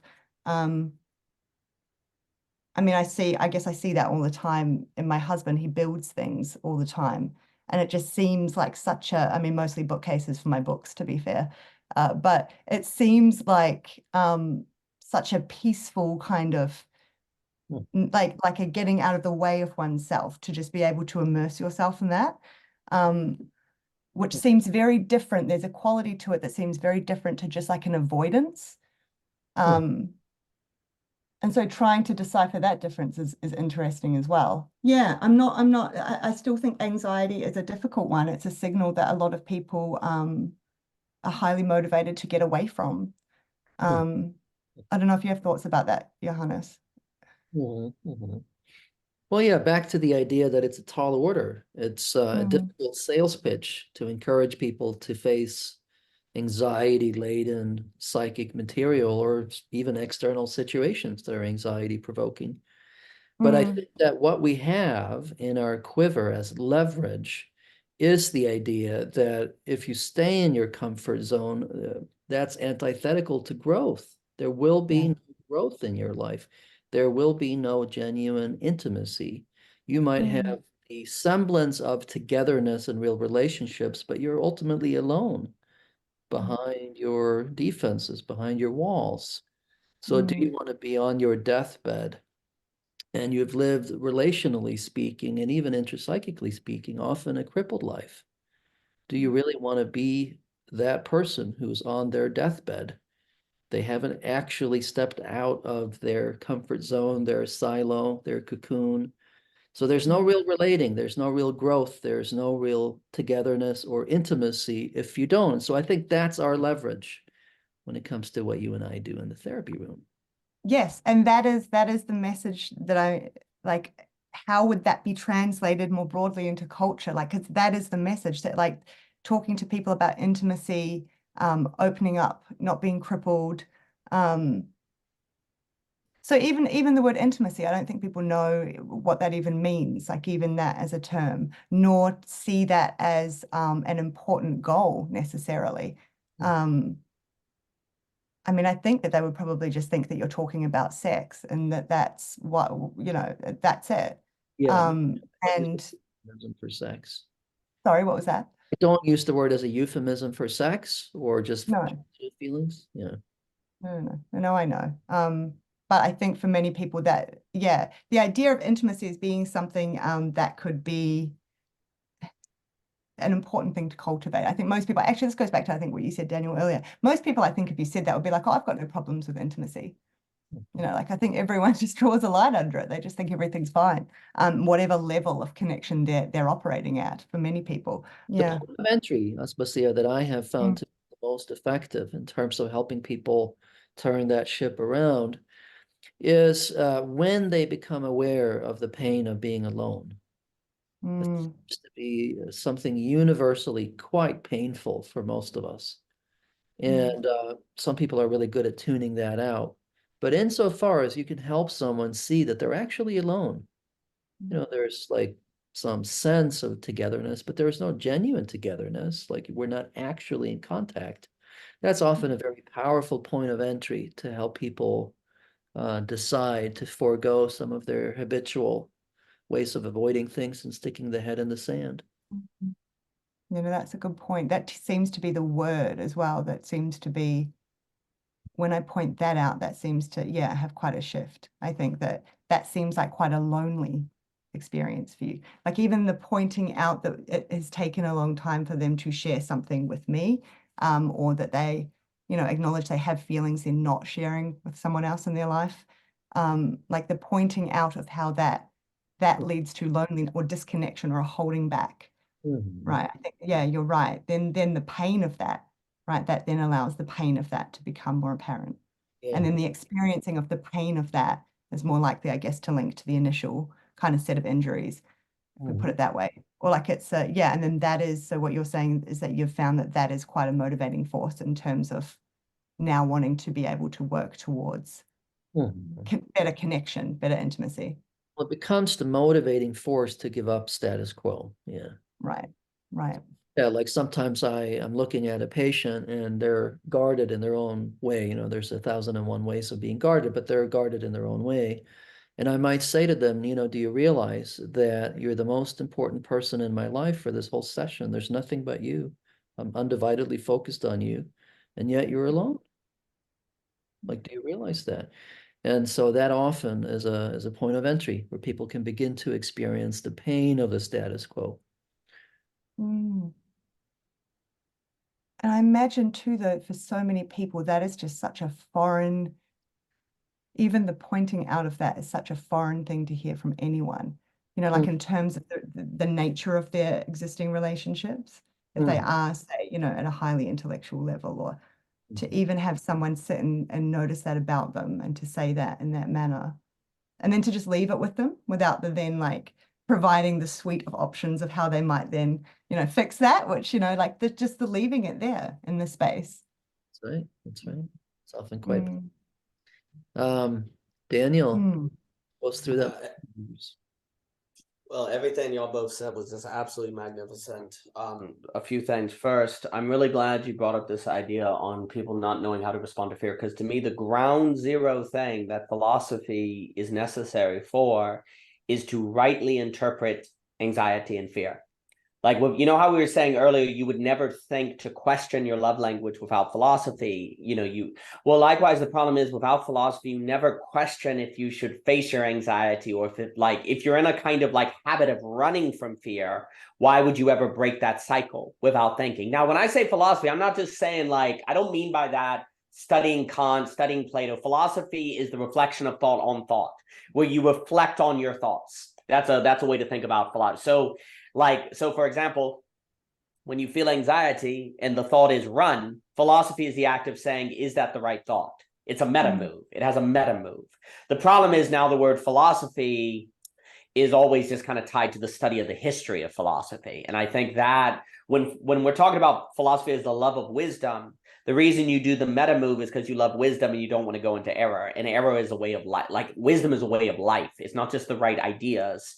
It's the right way to live, which has a lot to do with facing fear, basically, because, in a lot of religions, wisdom is the fear of the Lord, right? Or it's tied to the opposite of fear. Now, the key to the fear of the Lord is that the fear of the Lord is you fear not following God more than giving into your fear, actually. Like you fear missing out on the fullness of reality more than actually not facing your fear, if you will, right? So that's kind of important there, because the funny thing is if you fear the Lord and then it turns out that the Lord's actually for you, then it turns out there's nothing to fear, right? So there's things to play on there, but the key is that there's a long tradition that basically wisdom has something to do with facing fear, like facing anxiety.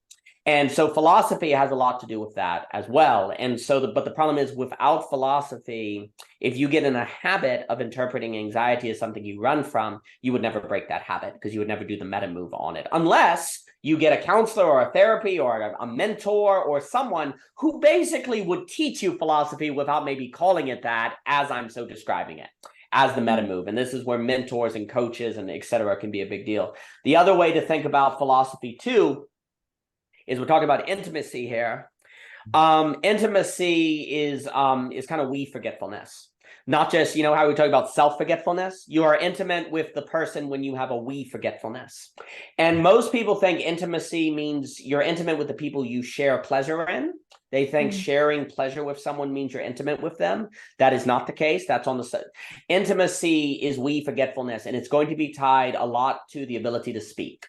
Because if you're afraid to speak to someone, then you're not we forgetful because you're thinking about yourself. You know how we said fear makes you reflect and you lose the self-forgetfulness? Most intimacy is lost because of an anxiety of speaking, of saying something or opening up, right? Like you're not able to communicate. Now, I'm not saying that's just a verbal thing, but it has a lot to do with some sort of verbalness. Well, that means you can't have we forgetfulness. And that seems to be a lot. Another way to think about it is in Christianity, they talk about the Trinity, where God is three persons, one essence. Intimacy seems to be the ability to be multiple people, one essence. And that's kind of the we. And in that, the key is in the Trinity, the Son is lost in the Father, who's lost in the Holy Spirit, who's lost. They never think about themselves. They're lost in the other. And so God is an inherent community. God is not pure being. God is relation. Pure relation of lost, of pouring out of otherness into the other. And that seems to be what sex is supposed to represent, this kind of 2-1 Trinity kind of thing, but it's not necessarily that. That's the key, right? It depends on if you have, it could be we forgetfulness, but not necessarily. And then philosophy, then, a way to think about it is, what do I need to do to have we forgetfulness? If we use that term, I'll just say intimacy, right? Now because that's a matter of positioning yourself, conditioning yourself in the right way so that you have we forgetfulness. So a way to think about this, I'll use that Owen Barfield example of the rainbow. If you want to see a rainbow, then you have to stand in the right position, be outside at the right time, and look in the right direction. There are certain conditions you have to meet to experience something that is not an illusion. This is the key. Owen Barfield is adamant about this. A rainbow exists independent of you. It is not merely subjective, nor is it an illusion. Other people could come out and meet those conditions and see the rainbow as well. To him, the rainbow is kind of the symbol of where all metaphysics and ontology should really focus on, because he thinks the rainbow is the revelation of all of reality. And that basically philosophy is the realization of what you need to do to experience the rainbow of we forgetfulness in this context, or the flow state, or the artistic act. The rainbow is the apophatic river hole. It is the apophatic opening we were talking about, right? It is not obvious when you look at reality what the conditions are that you need to meet to experience the rainbow, to have intimacy, to have courage. That's why you need thinking, because you can't just look and the world tells you what you need to do. It is not given in facticity. It's in the world, but it is not necessarily given to you like instructions in a manual, right? So you have to figure it out. And also, it changes relative to the particularities of the suchness you're involved in. The we forgetfulness between Sarah and John can be different from the we forgetfulness between Dave and Brian or something. Therefore, you have to actively think beyond mere pragmatism to something that's more fuller and emotional and taking everything into account. Otherwise, you cannot figure out how to meet the conditions to create the effect of the rainbow that is not mere opinion. It is an objective reality that emerges in an experience that two people, when they're in intimacy, know it. It's not reducible to taste. And yet it's also not the same as a coffee cup. It's very concrete, but it's not like a coffee cup. It's like a frickin' rainbow. You meet the conditions, and so you experience it together. And so the question is, what do you need to do to meet the conditions to have that be possible? And then also note that is enabling. That very activity is working against the zeitgeist of disablement to help you to a place of enablement to create this very intimacy. And so I think conditionalism, as I call it, is part of this. And philosophy has a lot to do with figuring out where I need to stand. Now, that would mean, though, that philosophy has a lot to do with awareness and attention. Because you were just saying, Johannes, so beautifully, like, I'm here giving you my full attention. The average person does not know how to focus on something or to give something attention or awareness. There is a war on attention. There's like the attentionalist economy is a war on attention. If the human being loses attention, we have no possibility of we forgetfulness. We have no possibility of learning the conditions we need to create the rainbow. There is a giant war on attention. Simone Weil talks about awareness as being central for otherness. Ian McGilchrist is talking about attention at the root of being. Ivan Illich talks about attention. So there is no we forgetfulness without the ability to give full attention to the other. You can't have the persons of the Trinity getting lost in one another without attention. So the question of creating at scale, Aspasia, what you were saying, how do you get at scale people facing anxiety, would be tied to a question of creating at scale the capacity for the average person to be able to give attention. That seems to have a lot to do with an education that is focused on training people how to face fear versus be right. Because the education system right now is about right answers, not about being courageous and learning the skills of attention. That is what I would say. For me, a lot of belonging, again, is going to say we need to move away from a trivia-based structure of education where we're learning the right answers so we get the random questions right. You know, it's like Neil Postman talks about. We need to move away from the test to the oral test or the conversational structure, because that's relational.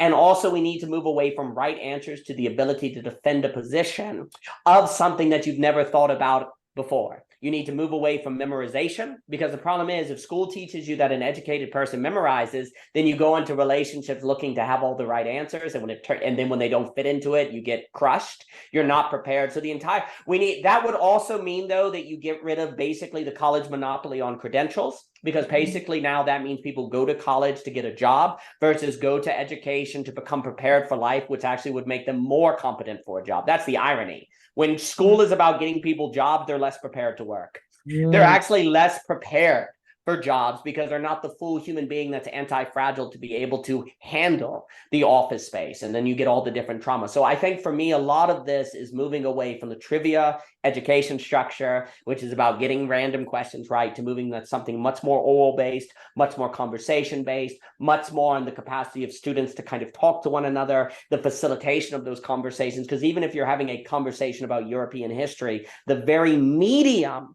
of conversation versus the test is going to have a lot more emotional attunement, creative attunement, awareness, attention. So I think what we need to do is basically change the classroom. Amen. You're singing my tune. I'm a Waldorf kid, so everything you just said seems no way. for alternative school like Waldorf or Montessori or whatever. No, Wow. no way. That's what I was steeped in. So Wow. For how long? Like, did you go like right through? yeah, from kindergarten to 8th or 9th grade until I moved to the US. Went to a normal high school here, public high school. So Oh wow, that would have been different. that was an interesting move. Yeah, I felt like an alien. I bet. Well, Yeah, that's amazing. And I should just note, like, literally, we're training kids at an early age to be scared. You have the wrong answer. You don't know the answer. You're literally habituating them to associate thinking with anxiety. So they're not going to think, they're just going to consume. It's awful. Well, beautifully put. Beautifully put. I let out a secret. Yeah. So I have to begin to wrap up. What reverberate? If you had to pick one or two ideas, what reverberates the most in both of you? Yeah. Well, I'm enjoying the emphasis on courage. I'm still grappling with the problem of anxiety, and I guess the idea of well, it is a bit like payoff, like starting to shift from like in the moment pleasure to understanding that there is there is also time ahead for most people, and the idea of actually working through difficult stuff like that and that can still be in service of a kind of, I guess, a kind of pleasure. I'm just still I guess cynical about the current like cultural water that everyone is swimming in, and I guess seeing the people that come into therapy, especially the younger that they are, just sort of more and more so. There's just so much to dismantle from the get-go. It seems there's this and almost feels like they're almost handing me a piece of paper of, here's what I read on Reddit about what's my problems are and what you need to do. And like they already have the solution. I'm not quite sure why they're there. There's just, I don't know, and everything being sort of reified as like mental illness now, the way it's talked about seems, oh, there's so much. I'm supposed to be wrapping up, and I'm really just opening up new things. But I guess in wrapping up, the role of courage, the very, I think intimacy as something that is not stressed enough out there, what we mean by intimacy, why that can be such a vital aspect of living, how to achieve it outside of just learning your love language. Like what it really means, how one can achieve it, how one can have it with themselves, and how that translates to having it with an other. The falling away, I guess, of thinking and what I call words, and more of the sort of ineffable, the more emotion-based kind of experience. And yeah, I guess that's sort of what where I'm at. Okay. Daniel. You, Daniel. Everything you said was exactly on it. So I think it would be another subject. There's a lot also on anxiety being a result of what Paul Tillich said, the lack of a courage to be, and a lack of people owning an ultimate concern of their own choosing, not in terms of a career or social acceptance, like an ultimate concern that would be a non-rational choice that you then fight for, that you stand for, even if, like, you know, that calls something out of you and changes how you practically live your life. So Paul Tillich is quite interesting. I can't say I approve of all of his work, but some of that is quite good. I think the conflict of mind is going to talk about in the essay, the conflict of mind. The essay called The Conflict of Mind is going to talk about the problem of internally consistent systems and pitching risks and conspiracies. And basically the problem is the world today is everywhere you look, there is there's an internally consistent system that has the structure of a conspiracy that if you enter, you can't escape. It pulls you in forever, just like the Pitchin novel, The Crying of Lot 49. So in the Crying of Lot 49, a character believes there's a global conspiracy and there's this kind of trumpet that represents it, and she sees it everywhere and no one can convince her out of her, and she's stuck. It's all internally consistent and completely coherent. And the conspiracy is the revelation of the character of the modern world. Conspiracies are highly rational. There's lots of evidence for them. They're completely internally coherent. They just don't correspond. Basically, what's ended up happening is children at a very early age are falling into internally consistent systems. They read something on Reddit, they interpret themselves. Of course, they see it everywhere. If you think you have X mental illness, then that's the lens by which you see reality. So of course, you'll see evidence for it. If you believe that capitalism is going to kill us all, global warming, Trump, Biden, it doesn't take your pick of glasses that you put on and then can never escape. Like everyone, you know, there's that John Carpenter movie, They Live, where he wears the glasses and he sees that it's aliens everywhere, right? There is no mega structure. There is no like single mono conspiracy like that. The problem is there are now thousands of glasses that people put on and see thousands of different things that they don't have on, that then they're stuck in all of these internally consistent systems that they can't get out of. And that's leading to a kind of psychosis that is quite, that is quite dire and that people need to work out of. And so for me, what that means is, as a parent or as a person, you've got to choose carefully what you think about. And for me, you need to choose to think about things that are in your suchness, that are falsifiable, that you can do something about, that has something to do with your relations, that will impact how you educate your children, how you use your free time, whether you buy that smartphone or not. Because the issue is, like, when we're talking about these kind of global issues, like I was, the probability of maybe the UN watching this and going, well, what happened to Putin? Freaking Putin, and they change and everything is not too high. But if your practical life will be impacted by how you interpret the global situation, right? Like, you can't separate those things. So if you think that the educational classroom is contributing to anxiety and that it should be reformed, then you may educate your children differently. If you think that, say, global pluralism is necessary to avoid self-deception and all the other problems, then you may resist the temptation for a utopic nostalgia or an isolationism, and you won't vote that way, right? So your worldview has practical impact on you live, but here's the trick. Only have a view of the world to the degree that it trickles into your practical life, right? It must always come to the concrete.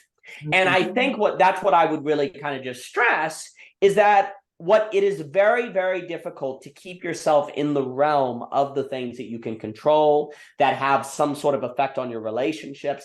It is so incredibly difficult as a human being to maintain self-forgetfulness, without which you certainly can't have we-forgetfulness and intimacy, that you must be very attentive, very aware to the choices you make and how you choose to interact and what you choose to think about and what to do. Now, I'm not saying to be, well, that sounds like the Amish, right? Don't think about anything, just close yourself off. No, make decisions like this. If you want to say, understand what's going on in China, instead of turning on the TV, read a book, because a book requires attention. being aware of the mediums of information, that's where people mess up. If you want to learn about China, read some books, because that required, McLuhan called that a cold medium because you had to turn on your brain to use it, not a hot medium, and it's less susceptible to destroy your faculties of attention and actually train them, right? What you choose to think and learn about, be aware of the ways it is delivered to you and what it calls forth of you to interact in it. And if you say, well, I don't want to read a book about China, well, then realize that that's the choice of not being concerned about China, right? And that is the choice. You can't cheat, if you will. Now, I'm not saying that every news story or video or whatever about China is bad, but you're at least now meta aware of the medium structure. You're meta aware, like if you're using education in terms of a test, that is creating an indirect association of memorization with being educated. Is that what you want? Do you want the kids to have that indirect? Because that may then move them into personal relationships, trying to memorize all the answers as opposed to being beforehand versus being open to the other in the encounter. So be aware of that. So I would just say, to be aware of everything in operation in the background, in the structure. Don't just pay attention to the information, pay attention to the medium of the information. Don't just pay attention to, are you and your friends having a good time? Pay attention to how you're having a good time. Are you having a good time because it's a great conversation or because you're watching a movie together? It's not bad to watch a movie every now and then, but if your relations are dependent on it, they may lack a reality principle. Pay attention to those things, because that will then function perhaps as a revelation of better ways to condition yourself for the possibility of intimacy in the rainbow. If you do not pay attention to these things, it is very unlikely you will meet the conditions for a rainbow. Beautiful. I love that point about the medium, like paying attention to the medium. I'm going to think on that a lot. The medium, the reading about China rather than just watching something on TV also allows you to, there's a pace issue and a way in which you can wrestle with the information that is much more fitted to you. It's more fitted than something being presented to you in a particular with a particular pace, as an example. But the reading and the wrestling with something, it requires effort and much more attentional resources as well, right? So like what I'm thinking about, and then I'll wrap up. What I'm thinking about is like poetry as an example. Like the reading of a poem can be really frustrating as well, right? But like in the reading of it, it can evoke something else as well underneath that, which is oftentimes what people are seeking in all sorts of other sort of disposable, easy ways as well. But it's a medium through which you are having emotional experience that you choose to engage in, knowing that it's going to be harder. Like it's knowing that that's going to be harder than just turning on the TV. I think there's something about that, and it's linked back to the courage piece and the willingness to sit with discomfort and the not knowing, and is this going to be a waste of time? And is this just going to be like nonsense on the other side of it? And I experience nothing emotionally. Am I only going to be frustrated by it? I think all of those things, you take a risk and a gamble, and you invest something more in the process. And that's important rather than just to turn on the TV and just have it presented to you and you can just move around. Well, we're being accelerated to death, as like to reference Paul Virilio, like we're being accelerated to death. It's the logic of immediacy. And there's something about acceleration that's the opposite of intimacy, right? Yeah. So if all of society is training you into habits of acceleration and speed, then they are training you out of habits of the possibility of intimacy. So I would say pay attention to if your life is operated by a logic of acceleration and immediacy, because if so, it might not be your life. Your life might be conditioned by something else. Wonderful. Beautifully put. For me, it's just hanging out, that reverberates, but getting to know both of you better and sharing thoughts. So that's what stays with me. Absolutely. Oh, thanks, Johannes. Thanks, guys. Absolutely. This has been a blast. Well, thank you. My goodness. Fun. We'll do it again sometime. Absolutely. Thank you so much, both of you. Thank you both, Aspasia. Johan, it was a pleasure to meet you, sir. Thank you for your time. I've enjoyed it immensely. Thank you. It's been a blast, friends. Thank you so much. All the best to you.